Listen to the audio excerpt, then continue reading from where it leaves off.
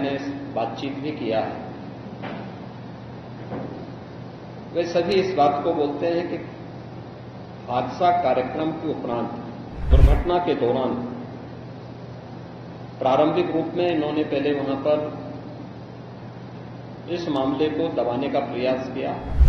घटना घटित हुई है तो इसके पीछे हादसा नहीं तो साजिश किसकी है, कौन इसके पीछे है। ऐसे लोगों की ये फितरत है कि चोरी भी और सीना चोरी भी। हाथरस जनपद के सिकंदराबाद तहसील के गांव में एक दुखद और दर्दनाक घटना अपराह्न में घटित हुई।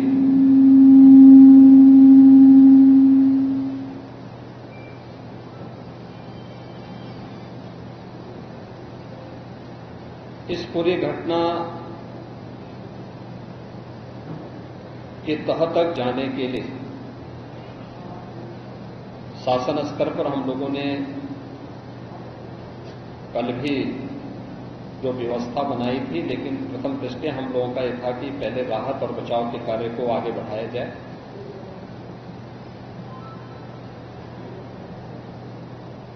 इस पूरी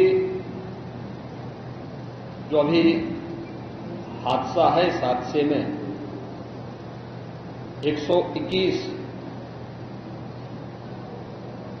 श्रद्धालुओं की मृत्यु हुई, जो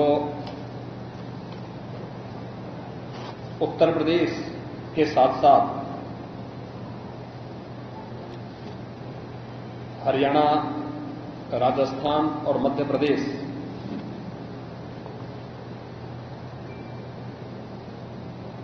से भी जुड़े हुए थे। उत्तर प्रदेश में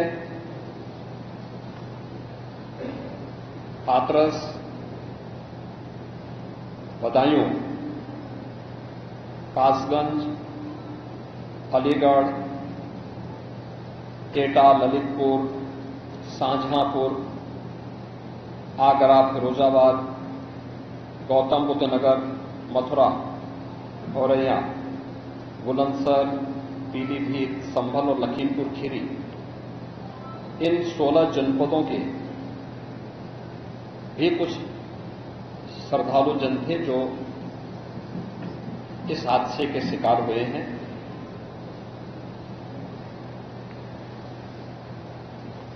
एक 121 में से 6 मृतक ऐसे थे जो अन्य राज्यों से थे, जिनमें ग्वालियर मध्य प्रदेश से 1 थे, हरियाणा से 4 थे और राजस्थान से 1 थे।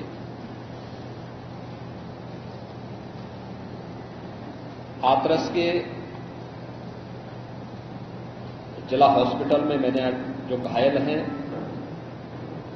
31 ऐसे घायल हैं जो हाथरस, अलीगढ़, एटा और आगरा के हॉस्पिटल में जिनका उपचार चल रहा है, और उसमें लगभग सभी आउट ऑफ डेंजर है।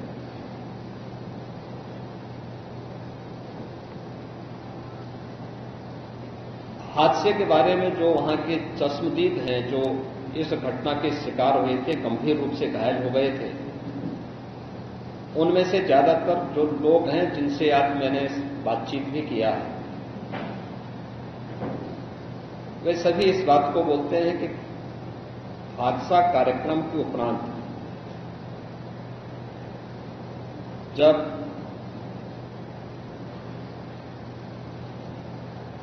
इस कार्यक्रम में जो सज्जन वहां पर अपना उपदेश देने के लिए आए थे,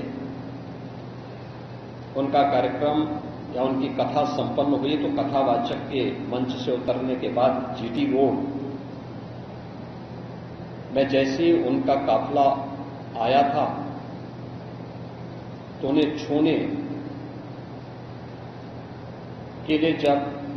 महिलाओं का एक दल उधर बढ़ा तो उनके पीछे पीछे भीड़ गई, और इसी के बाद वे एक दूसरे के ऊपर चढ़ते गए। सेवादार भी लोगों को धक्का देते रहे, जिसके कारण दोनों ओर, जीटी रोड के दोनों ओर और जीटी रोड के अंदर भी ये सब हादसा वहां पर होता हुआ दिखाई दिया। इसका सबसे दुखद पहलू यह था कि इस प्रकार के आयोजन में जो सेवादार प्रशासन को अंदर घुसने नहीं देते, दुर्घटना होने के तत्काल बाद या दुर्घटना के दौरान प्रारंभिक रूप में इन्होंने पहले वहां पर इस मामले को दबाने का प्रयास किया,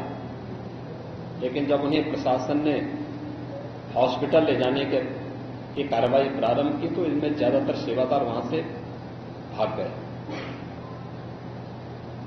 इस पूरी घटनाक्रम के लिए हम लोगों ने एडीजी आगरा की अध्यक्षता में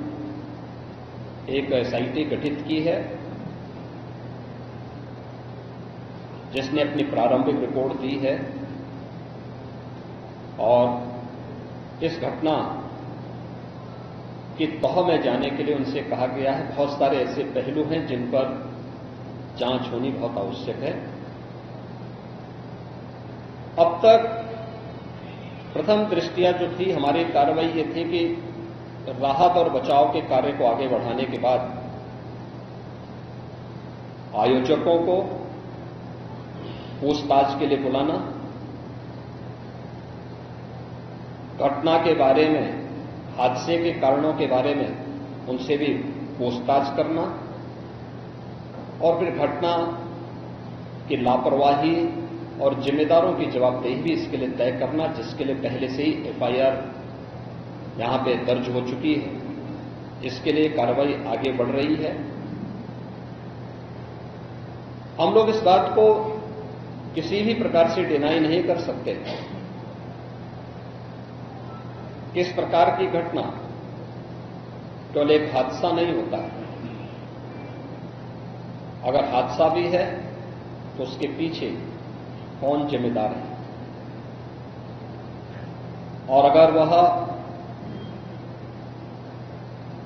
घटना घटित हुई है तो इसके पीछे हादसा नहीं तो साजिश किसकी है, कौन इसके पीछे है, इन सभी पहलुओं को लेकर के राज्य सरकार ने तय किया है कि हम इसका एक जुडिशियल इंक्वायरी भी करवाएंगे। और जुडिशियल इंक्वायरी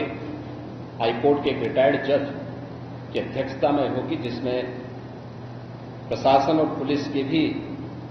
रिटायर्ड सीनियर अधिकारियों को रख करके इस पूरी घटना की तह में जाकर के जो भी इसके लिए दोषी होगा उन्हें इसकी सजा देना और इस प्रकार की घटना की पुनरावृत्ति न हो, इनके बारे में एक सुझाव और एक एसओपी उनके माध्यम से बनाई जा सके, जिसे आगे इस प्रकार के किसी भी बड़े आयोजन में लागू किया जा सके। यह हम लोग सुनिश्चित करेंगे। और मैंने यहां पर भी हाथरस में भी और सिकंदराराव के घटनास्थल का मैंने दौरा किया, यद्यपि वहां काफी बारिश थी, और वहां जाकर के मैंने एक बार उसको देखने का प्रयास किया है। यद्यपि प्रशासन ने पहले से इसके मैप भी बना के तैयार किए थे, वो भेजे भी थे, लेकिन हादसे के कारणों की प्रारंभिक व्यवस्था देखी जा सके इसको देखने के लिए वहां पर मैं स्वयं गया था। और हमारे 3 मंत्री यहां पर कल से ही कैंप कर रहे थे। मुख्य सचिव और पुलिस महानिदेशक भी यहां पर कल से ही कैंप कर रहे हैं। सीनियर अधिकारीगण भी यहां पर पुलिस और प्रशासन के अधिकारीगण यहां पहले से ही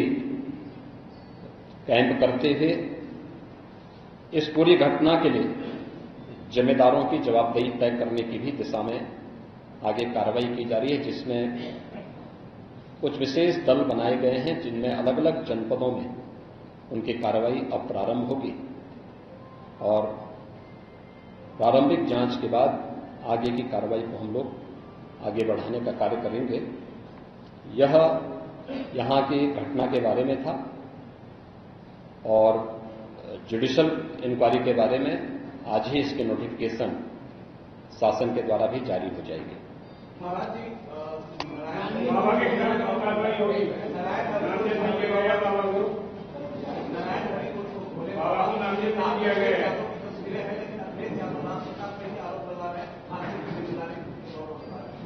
देखिए, कुछ लोगों की एक प्रवृत्ति होती है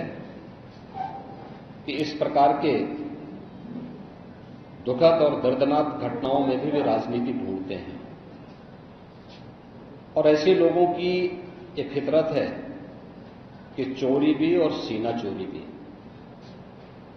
यह हर व्यक्ति जानता है कि सज्जन के फोटो किसके साथ में है, उनके राजनीतिक संबंध किनके साथ जुड़े हुए हैं। तो स्वाभाविक रूप से आप लोगों ने इस बात को देखा होगा कि पिछले दिनों रैलियों के दौरान इस प्रकार की भगदड़ कहां मचती थी और कौन इसके पीछे थे, और मुझे लगता है उसकी तह में जाना आवश्यक है। जो लोग निर्दोष लोगों के जीवन के साथ खिलवाड़ करते हैं और उनकी जवाबदेही भी इसके साथ तय होती है।